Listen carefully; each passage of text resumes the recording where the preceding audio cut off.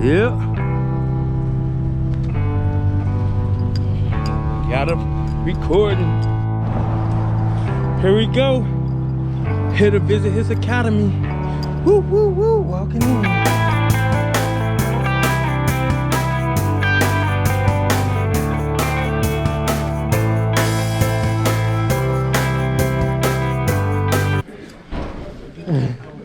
How you doing today, brother? I'm doing great.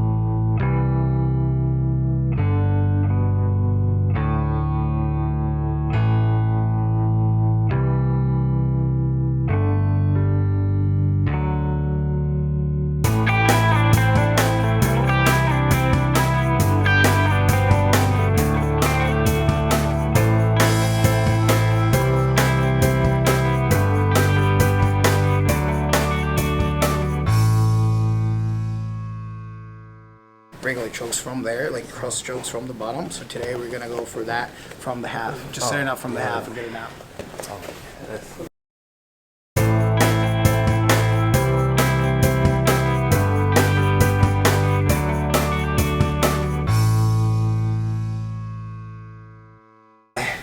Hey, how you doing today, you guys? Today I'm here with Dave. How to pronounce your last name?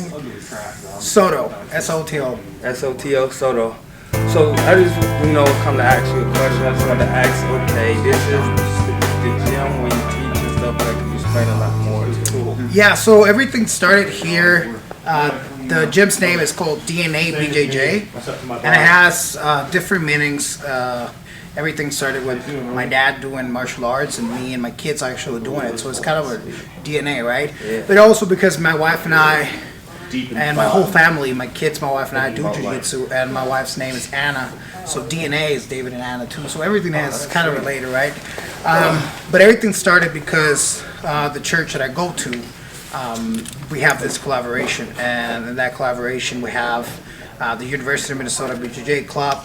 We have the University of Minnesota Self-Defense Club, and we have DNA, and what they wanted to do was just help the community, so they started having jiu-jitsu classes and having the clubs get together at the place that I teach at. So that's how the church kind of pushed me towards having the space and started teaching the kids around and just helping the community with everything. Oh, okay. That's nice. That's a lot. It help out a lot of people from doing a lot of stuff out there to come in and stuff, because the training is, I know for a fact that training that help your mind focus on in here instead of out in the world and stuff.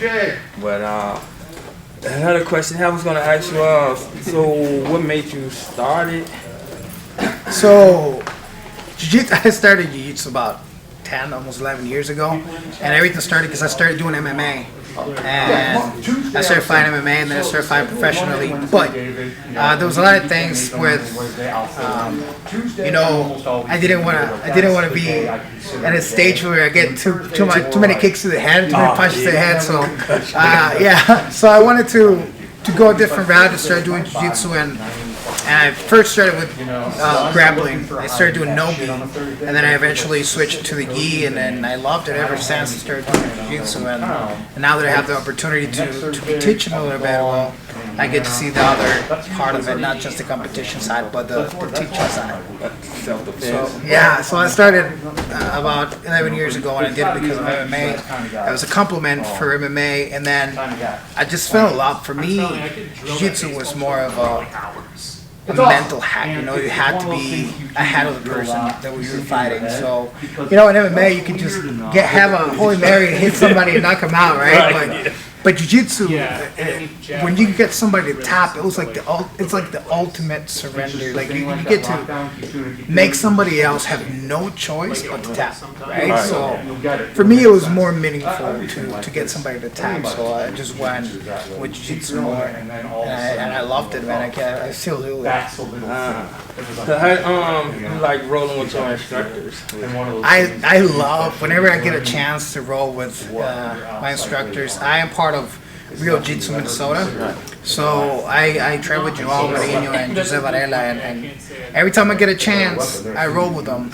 It was kind of hard because of everything that happened with COVID, and not being able to roll and all those things and having pods, but now that we have a little bit more relaxed regulations here in the state, we get to roll a little bit more, and I love it, man. It's like it's way more mental than physical. Every time I roll with them, I end up with a headache. You know what I mean? Yeah, the concussions, like making mistakes, mistakes and stuff. Thank you.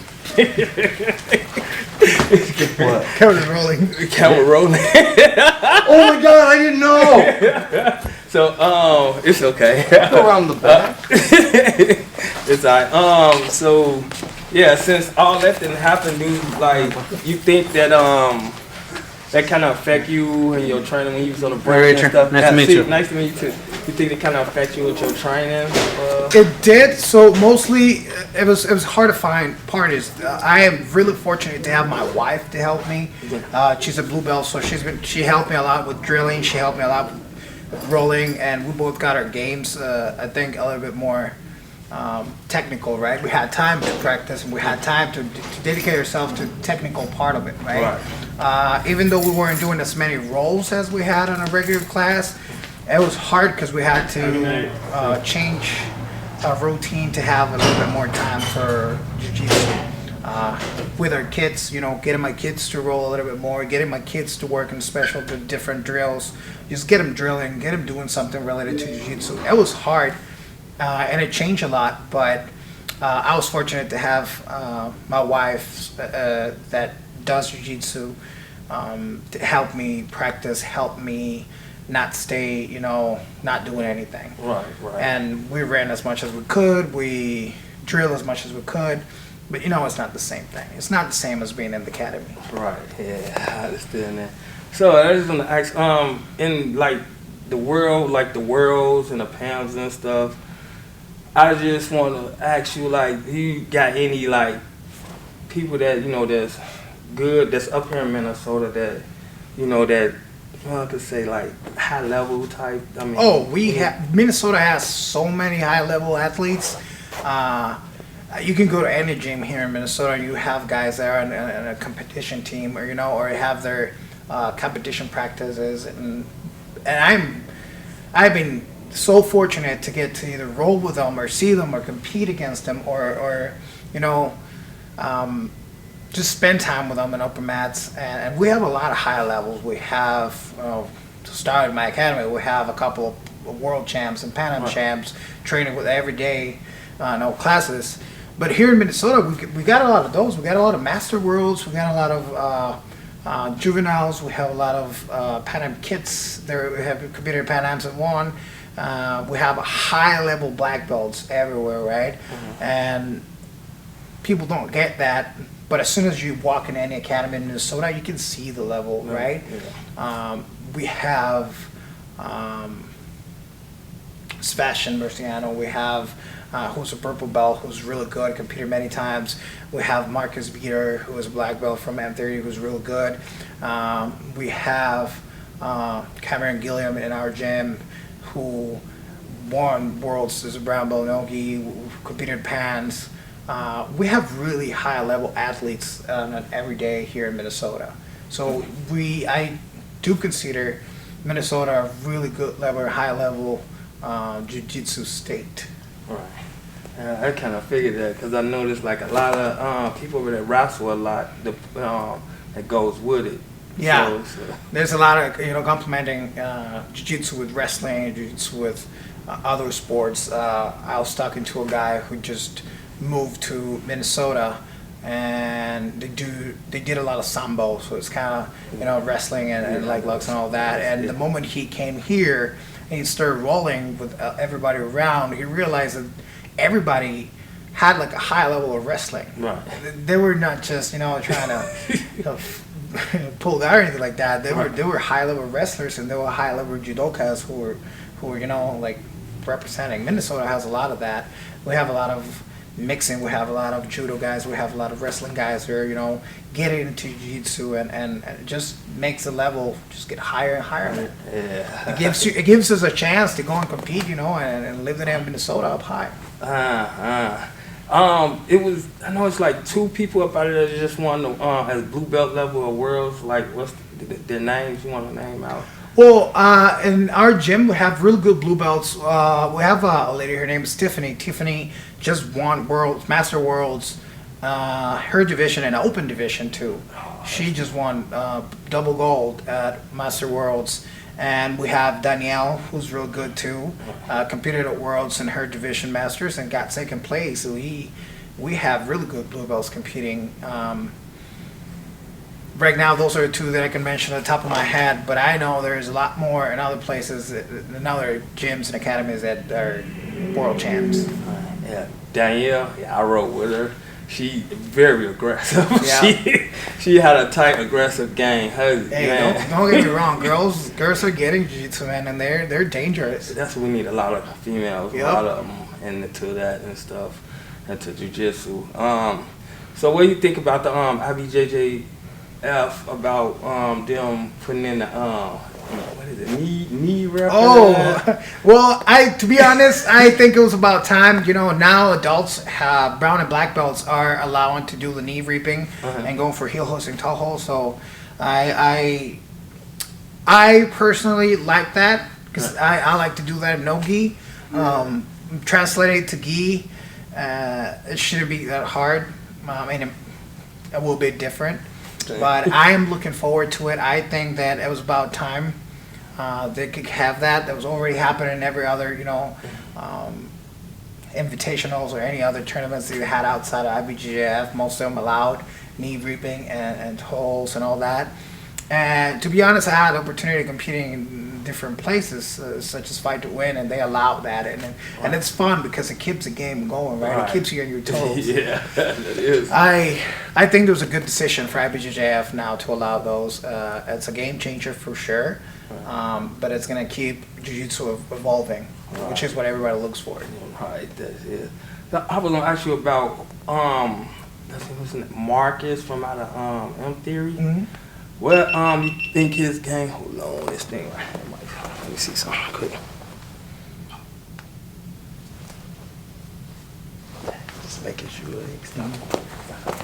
Okay. I was talking about Marcus. What do you think his game? You think it would match up with I gotta say his name right. It's from out of New York.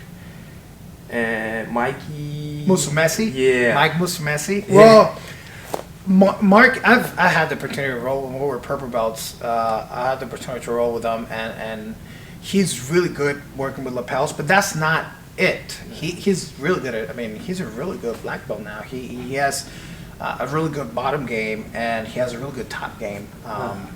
I see why they would go that route as Mike Musumeci playing on the bottom. Mm-hmm. It gives them an advantage, right? Because of how Gumby they are, how can they use the lapels to control people, how they can move and reverse the position to get the sweeps and the points, and it requires a certain level of mental tenacity. Mm-hmm. And I think Marcus has it. He's really good. He's really good at playing the bottom. He's really good at moving. I think he has that style, Kayotera and Mike Musumeci playing the bottom. And I think that suits him. Suits his game. Yeah, he. Looking, what do you think about competing this year? If you can get out. Yeah, so I would love to compete. I got to compete on 2020 right before the first shutdown everywhere, and that was at Kansas City, and it went pretty well. I actually got to go against the world champ at that moment, So Roosevelt, I was a brown belt too. Went out and get no gi. He actually ended up beating me both times, but I got to taste what it is to go against a world champ, and he fought Roberto Jimenez, and they had a really good go at it. He ended up losing in the absolute against Roberto Jimenez, but really strong, really technical guy. He was training in the 5 sports at a time. And we had a really good roles. I got to work on my stuff, and I got to see what it is to be at that level, right? And thinking about that after COVID, now I'm looking forward to tournaments. They're opening up.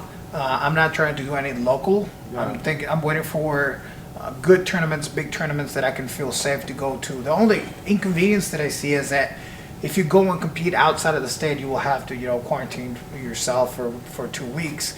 But I'm thinking about going back to competing this year for sure. I want to compete as much as I can. Always trying to stay safe. So I'm thinking about it. I'm thinking about going to as many tournaments as I can. There's a couple going already this year. I might skip the tournaments, and I would like to start going at them about June, July, when I feel like I have all the stamina and everything back. Oh, okay, that's sweet. That's sweet. Like any other schools up names up here that you know of that's high level names and stuff? In Minnesota, Yeah. we have really good high level in Minnesota. Unfortunately, I can't mention a lot of them because I haven't trained them. Right. I've trained there, but I know for sure I've rolled against people from M30. M30 has really high level athletes. I know the academy has high level athletes. Rio Jitsu, we're trained at, has a lot of high level athletes. We train at has a lot of high level athletes. But Cato, Minnesota, Cato Jiu Jitsu has real good athletes too. Those are the ones that I've trained at that I know they're really good. Unfortunately, I can't talk for everybody else because I know there are other academies in Minnesota who are really good and they have really good competitors. I just haven't had the chance to go there, and compete against them or train with them. Okay. So out of the top of my head, those 3 are the ones that I can, tell. And I know Alliance is really good too. I know Alliance here is really good. Those academies are the ones that I know they have really high level athletes. Athletes there. Man, I'm looking forward to getting back to feet too. Yeah, this thing is shut down a lot. Yeah. But so, otherwise, how your children? They loving it? So yeah, it was really cool, get the church to kind of pitch in and get jiu-jitsu going here in this area. The amazing thing is that the church is right in the middle of Dinkytown, and the main goal was to help the community and to help the kids around to have something to do besides just partying. Right. Yeah. So the main focus was to try to get jiu-jitsu going as a way to help the community, to get girls to have a safe place, guys or whoever wanted to come and learn something, stay in shape, learn self-defense, martial art, and create a bond of community, create a safe space or a place where everybody could come regardless of sex, gender, beliefs, or anything like that, right? And just have fun trying to choke each other, right? And learning, and everybody, a lot of the guys that come here, and I really love it, it's people that used to wrestle, right? And they want to keep doing something. Right. And jiu-jitsu is really similar. You have wrestling in it to try to take people down. So it's fun. And I'm starting to develop this feelings for everybody, and teaching. So it's really cool. The church is loving jiu-jitsu in there. It's rare that you see, a church and jiu-jitsu kind of get together, but it's a fun thing to do. It's a new thing, a lot of people get surprised that we actually are allowed to have, the mats and just get people trying to choke each other. It's a nice, honestly, I think it's a nice place to train at, especially the churches open up to help the communities and stuff, for the kids to get out there. It's nice. That's a nice one. Anything else you would? No, man. I just wanted to, give a shout out to you for doing this and getting people going, and I appreciate it, man. Thank you for coming. Thank you for giving a shout out to DNA and their company and just helping us today. And Rio. And Rio and all Rio Jitsu guys, remember, shout out to Rio Jitsu, shout out to Jose Varela and Joao Marinho, my coaches, guys. We love you guys. Thank you for everything. Thank you for getting everything going. Yeah. Thank you too. Thank you for that. Well, okay, I think you're gonna shut this one down. It's all I good, really man. appreciate that. Hey, man. I really appreciate it. Anytime. Thank you. I'm good. Appreciate it. We gotta get this thing going, man. Yeah. Oh, that's good. Different one. It's a really nice choke, but it's a choke that once you lock it in, it's done. Okay. Right, it's gonna help me. We're gonna start from the half guard, so we're gonna have one leg in and shin guard if you want, which means you can have your shin in, or you can just be right here. What I want you to do when you're setting up this choke is think about the name of the choke is called baseball choke. So think about what you're gonna do when you're gonna hit a ball. What do? How do you grab the bat? And then when you hit the ball, what's happening? What's your elbow doing? Your elbows are trying to connect as you're hitting the ball, right? I never played that sport though, sorry. Huh? I never played that sport. No way. Yeah. It's all good. You'll get it. But you'll grab someone with the stick, right? you beat Doug's with the stick or anything. I know that. I know for sure. You're trying to beat anybody with a stick. Try to hit anything. So what we're doing right now, it's different from the cross stroke that we were looking at the other week. So this one, you want to have the same side, right? So you're sitting up on the same side instead of being across. Now, this is one thing that I want you to know. You're going thumb in on the side right here, controlling. Now, if you don't want to give it away, you can use this as if you were controlling the distance. I want you to have your thumb, and I want you to be able to feel the collarbone, right? So when you're here, you can have your chin controlling here, and this is what I want you to do. The setup to do this is thumb in, and then 4 fingers in. That's the difference. Thumb in, 4 fingers in. Now, the nice part about this is that if you're gonna have to let him pass so you can start turning, right?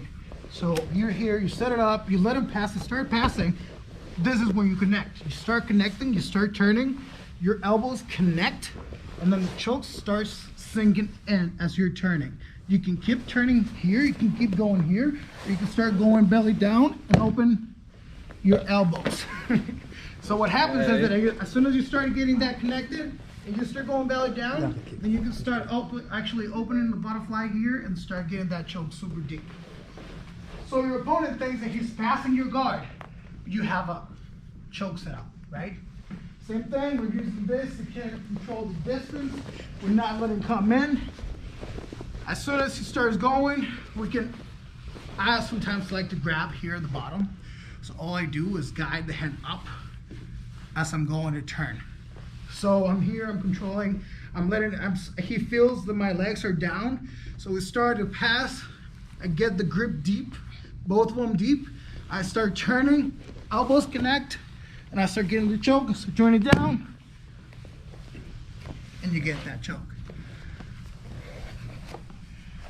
As it starts going, I sometimes like to grab here at the bottom.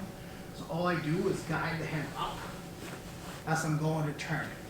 So I'm here, I'm controlling, he feels that my legs are down.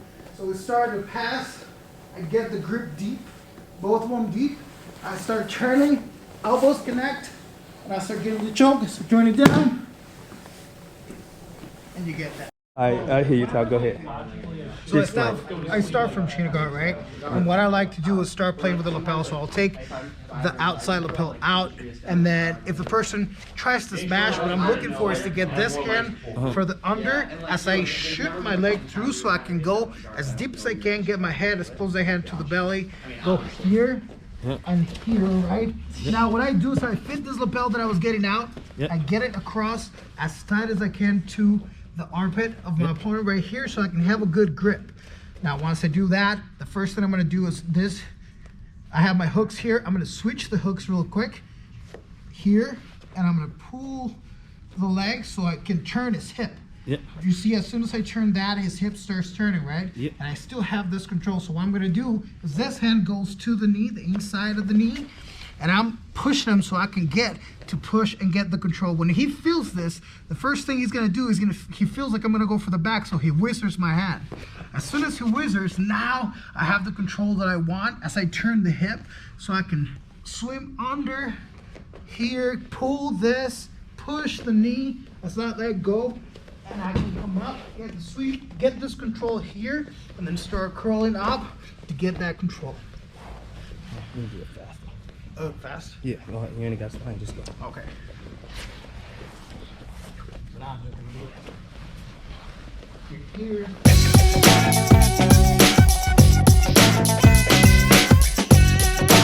Start going belly down, then you can start actually opening the butterfly here and start getting that choke super deep. So your opponent thinks that he's passing your guard. You have a choke set up, right? Same thing, we're using this.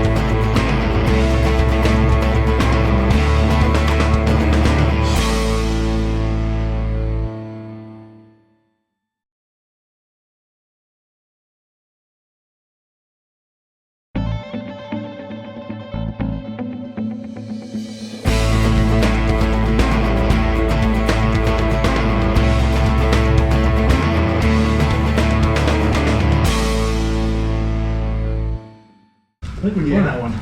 Oh, you weren't here for that. All kinds of shit. Bow and arrow choke. Yeah. That was pretty cool. I'm finally getting killed to listen to guard a little bit more. I think you're also working on that. Yeah, pushing it. Jesus.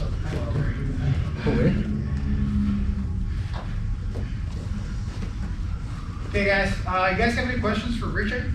Yeah. Anything you want to know? Go ahead. Are you gonna be here every day? I invited him to come whenever he wants to. He wants to roll. He wants to, call and drill, whatever. You're welcome anytime. He's invited to come. I invited some other people too. They're gonna start coming. Some of the black belts too, some of the high belts too. So we're gonna have more people coming. Richard is gonna, whenever he has time, he's gonna keep showing up. We appreciate it. Thank you. Thank you for coming. Thank you. Anything else you guys want to know? No? How long did it take to get your black belt? It took me. Someone's gotta ask, I mean. 15 years. 15 Close to it. I feel better now. Because I was like literally there all the time. Even like I just pressed. And I constantly stayed to the point where some people thought like I lived in the gym. They see. And it's about the time. Normally it takes 10 to 15 years. I'm already in my 11th year. So 17 years. 17 years. 17. It's a long journey, man. It's a long journey, but it's about the journey, not about the belts. Trust me, it's about. Oh yeah. Back then we were funny liberals. We got asses. Oh, yeah. There's no mercy. So Compete a lot too. yeah, competing helps a lot because it helps you improve a lot. Yeah. Thank you, Richard, for coming. Thank you, appreciate it for the details, guys. Good seeing you today. Good class. Is there jiu-jitsu? Awesome.